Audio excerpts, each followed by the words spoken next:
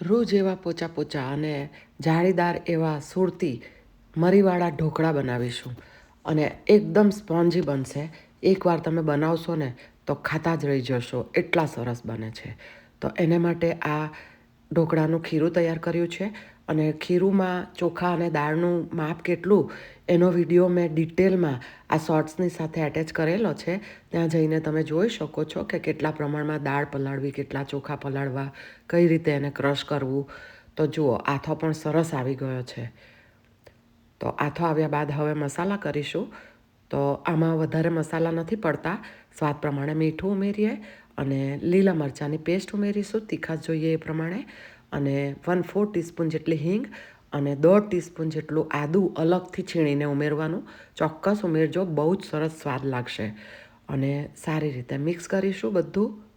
લાસ્ટમાં 1/4 ટીસ્પૂન જેટલો ખાવાનો સોડા ઉમેરીને સારી રીતે મિક્સ કરીએ. અને બીજી બાજુ મેં ઢોકળિયું પણ ગરમ કરવા મૂકી દીધું છે. અને જે થાળીમાં આપણે ઢોકળા મૂકવાના છીએ એ થાળીને પણ ઓઇલથી ગ્રીસ કરીને ઢોકળિયાની અંદર ગરમ કરવા મૂકી દીધી છે.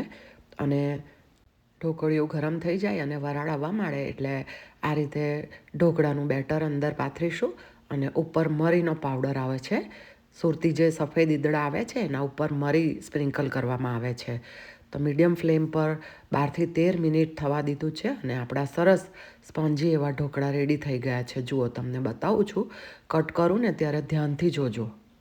કટ કરતાં પહેલાં એના ઉપર તેલ અને રાઈનો વઘાર કર્યો છે કે જે બિલકુલ ઓપ્શનલ છે, પરંતુ થોડો વઘાર આ રીતે પાથરજો. ગરમ તેલમાં મેં રાઈ વઘારમાં નાખી હતી અને ઉપરથી થોડી ચોપ કરેલી કોથમીર ઉમેરી અને ત્યારબાદ આપણે કટ કરીશું.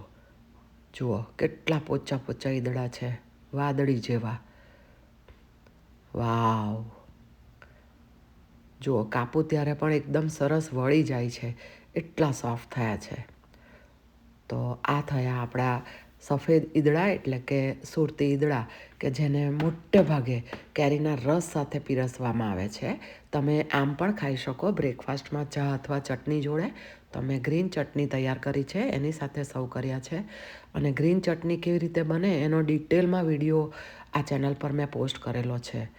અને જુઓ, હાથમાં લેતા જ લચી પડે એટલા સરસ ઢોકળા તૈયાર થયા છે. તો આવજો.